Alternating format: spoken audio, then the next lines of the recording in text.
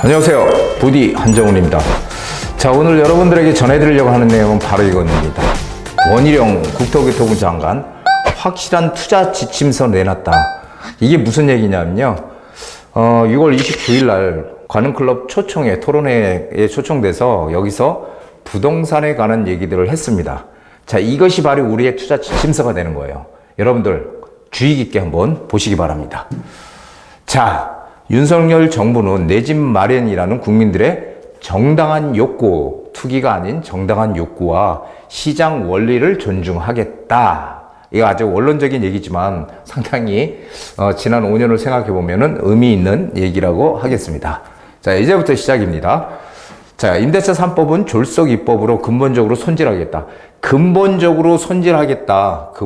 근본적으로 손질하겠다는 건 뭐예요? 이거는 바꾸겠다는 거잖아요. 바꾸겠다. 폐지하겠다는 거예요.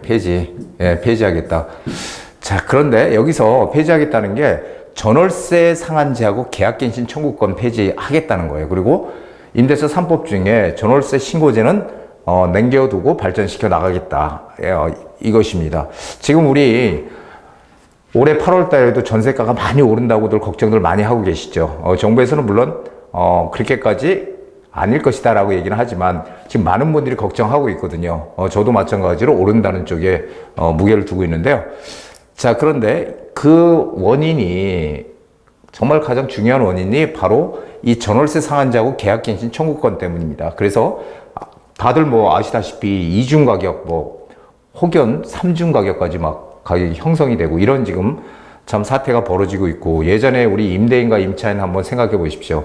임차인들 내 집 없이 어렵게 살았잖아요. 물론 옛날 얘기지만, 그러면 임대인들이 또 인정을 가지고 또 봐주기도 하고 서로 간에 대화가 통하던 그런 시절이 분명히 있었는데, 이제는 대화가 통하진 않죠. 무조건 법대로 가자로 지금 나가고 있으니까요.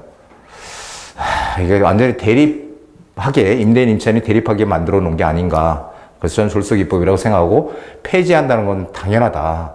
전월세 신고제는 여태까지는 임대 수익, 월세를 받거나 전세를 놨을 때, 특히 이제 월세는 임대 수익이 있잖아요. 근데 임대 수익이 신고를 안 하면 노출이 안 되는 거예요. 그러다 보니까 이걸 이제 정상화 시키겠다. 신고해서 세금을 물리겠다. 그러니까 이거는 계속 발전시켜 나가겠다는 겁니다. 이게 첫 번째, 잘 기억들 하세요. 자, 공시가격. 지금 주택 공시가격이 계속 오르니까 종부세고 뭐 다 오르잖아요. 지금 그러니까 공시가격은 모든 수단을 동원하겠대요. 모든 수단을 동원해서 정상화하겠다는 거는 폐지하겠다라는 얘기죠. 다시 옛날처럼 돌아가겠다. 5년 전과 다르게. 자, 공시가격 현실화 정책. 2020년 이전 수준으로 되돌리겠다. 2020년 이전 수준은 공시가격이 한 자릿수 상승이었어요. 근데 2020년, 21년 계속 지금 공시가격이 두 자릿수로 막 왕창 오르니까 지금 부담이 엄청 크다는 거죠. 세금을 내야 되는 거 부담이. 그래서 한 자릿수로 지금 다시 2020년 이전으로 돌아가겠다라는 거고요. 그러니까 기재부, 기획재정부와 같이 협력해서 공감대 이뤄서 실시하겠다, 이런 것들을 상당히 중요하죠. 여기 또 우리 중요한 거 하나 나옵니다. 소형 아파트 등록 임대사업자 부활이 필요하다. 자, 지금 빌라나 단독주택, 오피스텔에 대한 임대사업자는 남겨놨지만, 주택임대사업자요. 아파트 주택임대사업자는 지금 폐지시켜놨잖아요. 그거를 소형 아파트 등록 임대사업자 다시 부활하겠다는 거예요. 왜냐하면은 이유는 그겁니다. 소형 아파트는 누가 살아요? 부자들이 살지 않는다는 거죠. 그래서 실소유자들, 즉 서민들이 거주하더라. 그래서 그런 서민들이 실거주를 많이 하기 때문에 소형 아파트에 대한 임대사업자를 활성화시키는 게 맞다. 그러면은 소형 아파트 기준이 어느 정도 될까요? 이게 전용 기준으로 해서 60제곱미터. 그러면 우리 보통 요걸 18평 정도라고 그랬죠. 소형 18평, 전용 60. 요 정도까지는 이 소형 기준으로 요 정도까지는 이제 등록 임대 사업자를 다시 부활시켜서 혜택을 주겠다. 임대 사업자에 대한 혜택을 주겠다. 이런 겁니다. 자, 이거 제가 예전부터 많이 얘기했던 거예요.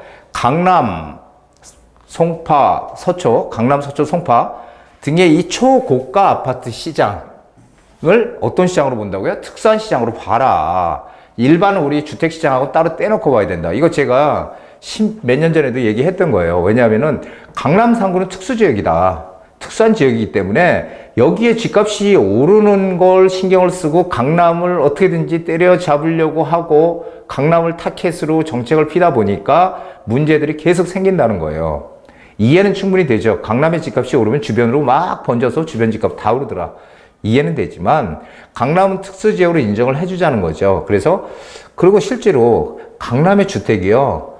전체 전국 주택 수에 대비해 보면은 3%가 채 안 돼요. 상당히 작은 거죠. 근데 우리 여태까지 부동산 정책 어떻게 했습니까? 그 3% 안 되는 그것을 잡기 위해서 어마어마한 거기다 노력을 했다는 거예요. 그러다 보니까 부작용이 많이 나왔으니 이제는 특수한 시장으로 인정을 해주되 세금을 정당하게 낼 수 있게끔 정의롭게 낼 수 있게끔 해야 된다. 그래서 따로 떼놓고 보자. 지금 이것입니다. 상당히 좀 맞는 얘기죠. 자, 보유세 부과 방안은 주택가의 기준으로 가야 한다. 그렇죠. 이건 정말 상식적인 거잖아요. 왜 그래요? 우리가 사실 4억짜리 집을 5채를 가지고 있으면 20억이잖아요.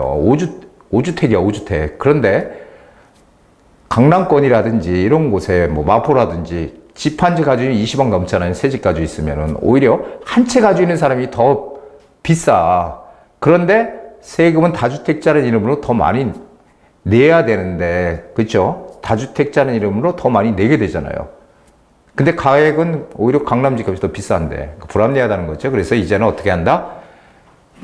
주택 숫자로 따지는 게 아니라 주택 가액으로 따지겠다. 이거 정말 아주 좋은 얘기죠. 맞는 방향입니다. 저는 원희룡 국토부 장관이 사실 잘 뭔가를 추진할까 하는 그런 의구심도 있었는데, 이런 지금 요번에 관훈 클럽 토론회에 가서 얘기를 하는 걸 보고서 깜짝 놀랐습니다. 사실 다주택자도 세금을 합리적으로 매겨야 된다. 그렇죠. 이건 뭐 당연한 얘기고요. 그리고 착한 임대인, 5% 이상 안 올리는 착한 임대인으로서 안정적인 공급자 역할을 한다. 제가 이것도 계속 얘기했잖아요. 다주택자. 이 다주택자를 지금 기존 정부에서는 투기꾼이라는 프레임을 씌워서 규제를 했다면, 이젠 다주택자를 뭘로 본다고요? 공급자, 주택 공급자 역할을 하겠다. 왜냐하면은 지금 정부에서 뭐 주택을 많이 공급하면 되잖아요. 그런데 임대 아파트를 정부의 힘으로 짓는 거는 한계가 분명히 존재해요. 그렇다면은 결국은 우리가 의존할 수 있는 건 다주택자들한테 의존을 해야 되는데, 그 다주택자를 이 투기꾼이라는 그런 눈으로 봤기 때문에 시장이 지금 더 어려워진 게 아닌가. 그러니까 다주택자도 공급자의 입장으로 보자라는 우대해줄 필요가 있다. 그리고 착한 임대인. 상당히 제가 얘기했던 내용들이 다 있습니다. 자, 일기 신도시 특별법 마스터 플랜 세우고 있다. 일기 신도시 현 정부에서 바로 취임하자마자 막 그 용적률도 뭐 상향시켜주고, 그렇죠. 그리고 안전진단도 금세 풀어줄 것 같이 했지만, 재건축 아파트가 움직이면은 강남의 집값이 크게 요동을 칠 것이다. 그러니까 일단 좀 시기 조절을 하자. 그래서 내년에 다시 뭐 하기로 이렇게 지금 밀어놨죠. 조금 시기를 조정하고 있습니다. 그래서 어쨌든 일기 신도시는 대표적으로 아시다시피 연안들은 다 됐지만 돼가고 있는 것도 있고요. 다 된 것도 있고 합니다. 근데 사업성이 떨어지는 거죠. 용적률이 높아서. 그러다 보니까 재건축이 잘 안 되고 리모델링 쪽으로 추진하는 아파트들이 많은데, 그런 아파트들도 이제 용적률도 상향시켜주고 중상향시켜주고 해서 만들겠다. 그리고 총체적으로 신도시 자체를 하나하나 개별단지가 아니고 총체적으로 봐서 거기에 뭐 전체적인 밸런스를 맞추겠다. 즉 일자리도 놓고 하는 그런 여러 가지 플랜을 가지고 하겠다라는 거죠. 그러니까 주민 의견 공청을 하고 있다. 이렇게 지금 얘기를 하고 있습니다. 자, 주택 250만 원 플러스 알파 공급계획 발표. 이거 광복절 8.15 전에 실시 계획 만들겠다. 그래서 주거의 품질을 높이겠다. 임대아파트도 주거 품질이 상당히 중요하잖아요. 싱가포르 같은 경우는 사실 싱가포르의 임대아파트가 거의 뭐 90%라고 하는데, 임대아파트. 그거는 싱가포르이 그 땅이, 국가의 땅이 대부분이기 때문에 그렇습니다. 우리랑 상황이 좀 많이 틀려요. 그런데 중요한 거는 그 임대아파트가 우리나라는 지금 소형 평형대지만 소형 평형대만 있는 게 아니고, 거기는 가족 단위로 살 수 있는 중형 평형들도 많이 짓는다는 거예요. 그렇기 때문에 당연히 들어가서 사질지. 임대아파트 99년입니다. 싱가포르는. 재밌어요. 그렇죠? 자, 마지막 핵심. 오늘의 가장 중요한 핵심입니다. 이거 잘 보세요. 요게 지금 사실 오늘의 가장 하이라이트입니다. 수도권에서 뭘 확보한다고요? 도심 역세권을 확보하겠대요. 역세권. 제가 역세권의 중요성에 대해서 누누이 말씀드렸잖아요. 역세권을 확보해서 최대한 공급하겠다. 그럼 뭐예요?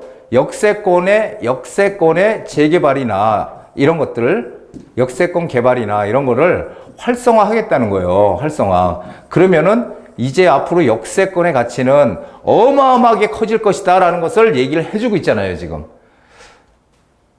또 여기 보세요. 서울 나왔죠? 서울에서는 저밀도 낙후 지역 등을 무슨 순위로? 우선순위 저밀도 낙후 지역이요. 제가 누누이 말씀드렸잖아요. 저층 주거지, 낙후된 저층 주거지에 단독주택 빌라 사라! 맨날 이런 얘기 많이 드렸죠? 역세권이면은 금상첨화다. 자, 그러면은 저밀도 낙후 지역, 저밀도라는 건 높이 건물이 아파트나 뭐 이런 게 없고 낮게 이렇게 뭐 단독주택이나 빌라 밀집 지역이잖아요. 선순위로 도시 낙후 지역 전체를 바꿔나가는 부분에 비중 둘 것. 어떻게 된다고요? 앞으로 서울시에 낙후된 지역들 전부 다 바뀐다는 얘기 아닙니까, 이거? 자, 그럼 우리는 여기서 뭘 봐야 됩니까? 자, 여기 역세권을 확보하겠다. 역세권의 개발을 하겠다. 이게 첫 번째고요. 그럼 우리는 역세권에 들어가야 된다는 거죠. 두 번째, 저밀도 낙후 지역의 재개발이 될 것이다. 재개발 방식이 여러 가지잖아요. 그렇죠? 뭐 신속통합계획도 있고 모아타운도 있고 일반 재개발도 있고 공공재개발도 있고 다양한 방식으로 개발을 하겠다는 거예요. 역세권 개발이라는 것도 있고. 역세권 개발은요, 주민이 제안해서 하는 겁니다. 동의석 얻어서. 자, 기회가 오고 있다는 얘기예요, 지금. 원희룡 장관이 누굽니까? 우리나라 부동산 문제를 책임을 지고 있는 사람이잖아요. 자, 야심차게 자신의 포부를 지금 얘기했습니다. 이런 것을 우리가 보고 방향성을 정해서 나가야 돼요. 이러는데도 우리가 뭐 움직이질 못한다면 투자는 포기해야 되는 것이겠죠. 자, 오늘 제가 원희룡 국토부 장관의 얘기를 듣고 가는 클럽 토론회에서 나왔던 얘기를 가지고 한번 정말 핵심이 뭔지 정말 여러분들의 일깨워드리고 싶어서 준비를 해봤습니다. 항상 여러분들의 성공적인 투자를 기원하면서 제 채널이 지금 제 강의가 마음에 드셨으면은 구독, 그 다음에 알람 설정, 좋아요까지, 좋아요. 여기 눌러주시면은 제가 강의를 하는데 커다란 힘이 될 것 같습니다. 자, 오늘 많은 도움이 됐길 바라면서 오늘 여기까지 하겠습니다.